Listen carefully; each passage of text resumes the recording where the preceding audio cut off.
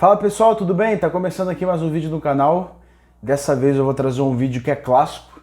Nosso, foi um dos primeiros vídeos que eu trouxe no canal falando sobre esse torneio, no caso.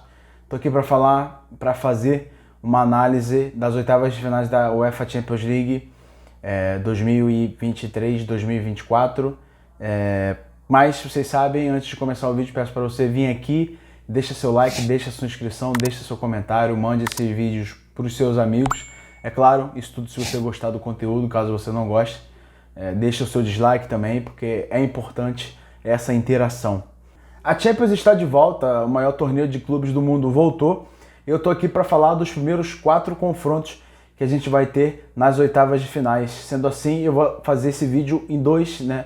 Vou partir essa análise em duas. Primeiro eu vou falar dos times, né, dos confrontos da primeira semana e depois, obviamente, o time da semana que vem. Então tá saindo esse vídeo aqui nesta terça-feira e na próxima terça-feira também vai sair outro vídeo falando dos jogos seguintes. E eu dividir assim para dar mais tempo para falar, para o vídeo ficar menor também, de certa forma, e para eu falar um pouco mais dos clubes, para não ficar tão embolado, para não falar de tantos confrontos assim. Então, como eu disse, eu vou fazer esse vídeo em duas partes. E sempre que eu falar do clube primeiro, o confronto entre X e Y, vocês já vão saber que o X vai decidir o jogo em casa e o Y, obviamente, vai começar jogando a primeira em casa. Só deixar isso claro, porque tem gente que... Eu sei que isso em apostas e até para saber do jogo faz diferença, né? Nesse vídeo eu vou falar dos confrontos entre RB Leipzig e Real Madrid, Copenhague e Manchester City, começando pelo Real e o Leipzig, né? Que é, obviamente, nessa terça-feira. Eu acho que é um confronto interessante, se a gente parar para ver o contexto histórico. É um Davi versus Golias, é um maior clube do mundo que vence direto a Champions League, tem essa facilidade contra um time que é muito novo, muito jovem, mas já vem fazendo boas campanhas, digamos assim. É claro que o futebol não tem a ver com isso de tamanho, principalmente dentro de uma partida a gente sabe que tudo isso pode mudar, porque obviamente tem todo um trabalho por trás, qualidade de jogadores e aquela coisa que a gente já sabe. Um pouco do imprevisível também, do imponderável também. Então a gente já viu bastante coisa, mas temos uma possibilidade grande, muito real, de um jogo muito bom. Esses times já se enfrentaram na Champions no ano passado, na fase de grupos. Tem uma vitória para o Real e uma vitória para o RB Leipzig. Mas o que a gente pode destacar é que vai ser o primeiro jogo entre eles no mata-mata. O Real Madrid a gente já conhece mais, né? Um time que vem atuando muito bem nessa temporada. Já ganhou título, está muito bem no espanhol e obviamente tem sempre muita chance na Champions. Tem um ataque com 16 gols na Champions até aqui. Venceu 6 jogos da fase de grupo, ou seja, 100% de aproveitamento. E o olho nele, o jogador que eu destaco é o Vinícius Júnior, tem 2 gols na Champions, mas eu destaco muito por quem ele é e pelo crescimento dele na temporada até aqui. Dava para falar do Bellingham, de outros jogadores, Rodrigo, mas eu acho que o Vinícius é um cara que tem se mostrado muito importante há um tempo. O Bellingham a gente está vendo nessa temporada. Já o RB Leipzig é uma equipe bem treinada, uma equipe que compete bastante, mudou muito em relação à equipe do ano passado, que conseguiria bater de frente com esse Real Madrid de uma forma mais dura.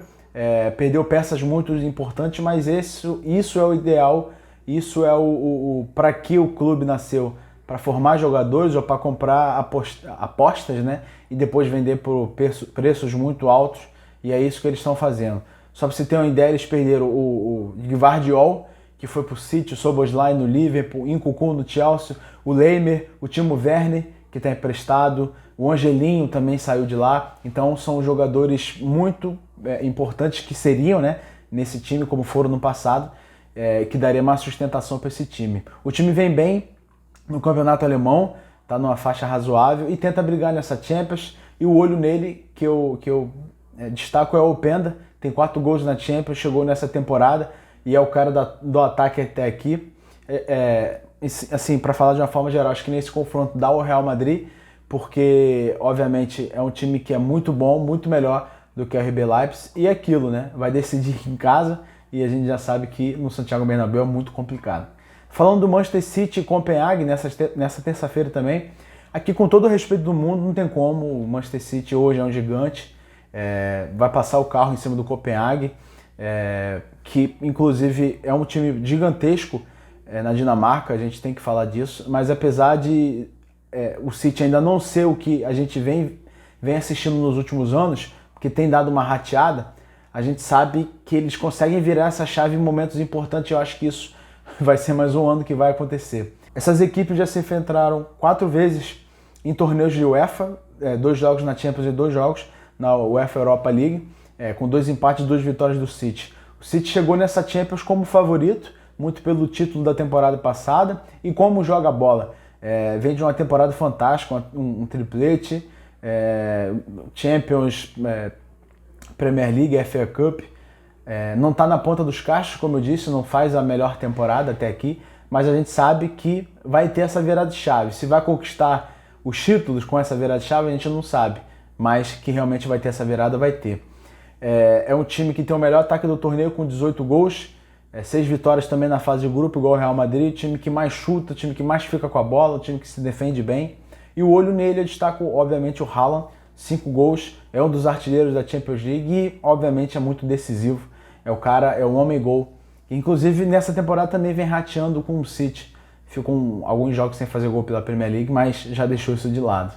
Apesar de eu ter falado que o Copenhague já era, não tem chance alguma, e realmente não tem mesmo, eu acho que é um time que sabe o que fazer com a bola, é um time muito bem treinado, como eu falei, não é bobo, tem as suas armas, também faz grande campanha na Superliga, obviamente na dinamarquesa. Na Champions é um dos times que mais recuperam bola e que tem mais duelos defensivos vencidos. Então é um time que obviamente se entrega bastante e surpreendeu muito na fase de grupo. O olho nele, eu destaco o Diogo Gonçalves, tem 2 gols, é um dos melhores jogadores da equipe. Tem outros bons jogadores também, obviamente mais desconhecidos, mas eu acho que o confronto está nisso. O Manchester City passa com folga, se der mole ainda passa no primeiro jogo já para garantir e poupar no segundo jogo. Agora eu chego nos jogos da quarta-feira, eu já começo de forma impressionante com o Real Sociedad e Paris Saint-Germain. Esse para mim é um dos melhores jogos, um dos melhores confrontos que teremos nessas oitavas de finais, em relação, falando antes do jogo, né? Porque a gente sabe que muita coisa pode acontecer. Acho que junto com o Inter e Atlético de Madrid são os 2 melhores confrontos, porque tem tudo para ser um jogaço, um jogo muito equilibrado, serem ótimas equipes, bons jogadores, histórias nesse duelo. Não nesse em si, que eu vou falar daqui a pouco, mas em outros. E isso para mim é o que de fato torna esse jogo ainda mais especial, porque esses times nunca se enfrentaram de maneira oficial, né? Eu acho que é importante destacar isso. O que torna, óbvio, um jogo esplêndido, mais do que ele já é. A Real Sociedad é uma das surpresas dessa Champions League, é um time que caiu em um grupo muito enjoado, com a Inter de Milão, com o Benfica, e conseguiu se sair muito bem, muito mais que o esperado, e passou ainda em primeiro colocado. Joga bola, tem ótimas peças, tem um time jovem com certa experiência também, principalmente de seleção. Tem o seu estádio Anoeta, um estádio muito bom, um caldeirão. E o olho nele também poderiam ser outros jogadores importantes, como o Kubo, o Oyarzabal, o Merino também, todos os jogadores de seleção. Mas eu destaco o Brais Mendes, que tem feito uma Champions muito boa para mim. Foi um dos melhores meio-campistas da primeira fase, tem 3 gols e jogando fino, e com isso tem 3 gols e olha que ele perdeu um pênalti ainda, que ele acertou na trave, para você ver o nível que esse cara, então, é um jogador que daqui a pouco pode estar até migrando para um clube que dispute mais títulos, porque é um cara que vem chamando a atenção. A gente chega no PSG, que é uma equipe que de certa forma está se reconstruindo, tentando mudar seu elenco, forma de contratar, prioridades, perdeu jogadores recentes, lendários, como o Messi, como o Neymar, fez boas contratações, vem tentando reformular o seu elenco. Eu até falei que o elenco do PSG era mais homogêneo, digamos assim, era uma equipe mais sólida, talvez seria mais sólida, mas ainda precisa contratar peças, é um time que vem sofrendo, não vem jogando bem, caiu no grupo da morte, passou com muita dificuldade.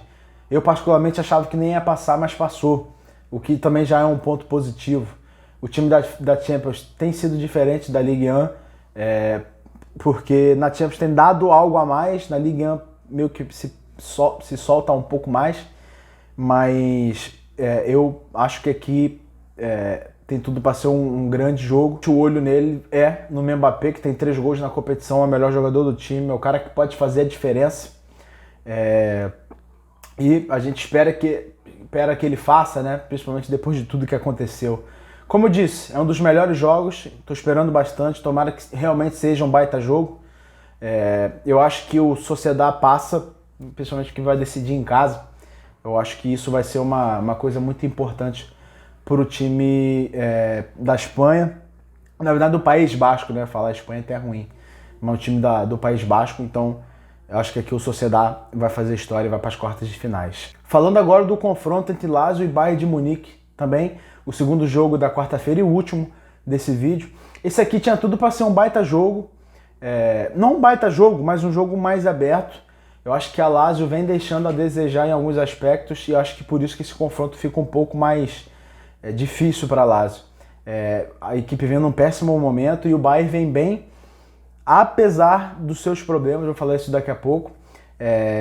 E obviamente o Bayern não é aquele dos últimos anos que a gente vem assistindo, mas eu acho que ele joga pelo menos o suficiente para ganhar e não dar chances para essa Lazio. Na história, essas equipes já se enfrentaram 2 vezes nessa competição e foram 2 vitórias do Bayern. Foi na Champions League de 2020-2021, aquela Super Champions, né? Que o Bayern amassou todo mundo. E o Bayern, falando nele, foi um dos melhores times da fase de grupos. Ganhou também os seus jogos, mostrou um bom futebol. Tem nomes conhecidos, novos nomes, uma mentalidade muito forte e a ambição de ganhar o seu 7º título. O olho nele, apesar de vários ótimos jogadores que a equipe realmente tem, eu vou com o Harry Kane, que tem 4 gols e 3 assistências na Champions League atual. O cara que vem fazendo a diferença desse time, tanto no ataque, tanto no gol, armando. É um dos melhores jogadores da competição atualmente e pode ser o cara dessa partida. Ao contrário do Bayern, que ganhou 6 jogos de 6 possíveis na fase de grupo, a Lazio sofreu de forma surpreendente em termos de nome, né? Na fase de grupo, até conseguiu bons resultados, como empate com o Atlético de Madrid na Espanha, mas tinha que passar mais tranquilo nessa fase de grupo. Conta com um time médio, mas com bons jogadores interessantes. Vai ter que jogar o que ainda não jogou nessa temporada para eliminar o gigante da Baviera. O olho nele eu destaco, obviamente, o Ciro Immobile, que foi quem salvou o time na fase de grupo com gols importantes, é o capitão, é o melhor jogador, é a esperança de gols, não vive seu melhor momento, de longe não é o melhor momento, mas ainda é referência para a equipe. Também outros jogadores muito importantes como Luiz Alberto, Pedro Rodrigues. Acho que é um bom time. A Lazio para mim foi uma das decepções dessa fase de grupos, apesar de ter passado, porque é um bom time, mas ainda não conseguiu se encontrar na temporada e isso é muito ruim. E como eu falei, é muito difícil a gente não ver o Bayern se classificando porque é muito mais time que a Lazio, mas quem sabe a Lazio consegue surpreender, eu acho muito complicado. Mas futebol, gente, eu tinha falado do momento do Bayern que realmente não é bom, não é o líder da Bundesliga, inclusive perdeu o último jogo contra o Bayer Leverkusen, que vem fazendo uma baita temporada, então não está indo bem no campeonato que ele geralmente vai muito bem, então isso já é um sinal complicado para o Bayern de Munique. Então é isso, galera. Esse foi o primeiro vídeo falando desses confrontos. Espero que vocês tenham gostado. Lembrando que na terça que vem vai ter outro vídeo falando dos outros confrontos e assim a gente vai por diante, falando das quartas, da semi e da grande final. Espero que vocês assistam esse vídeo até o final. Tem muito conteúdo ainda para vir, muita coisa boa chegando. E é isso. Até o próximo vídeo. Tamo junto.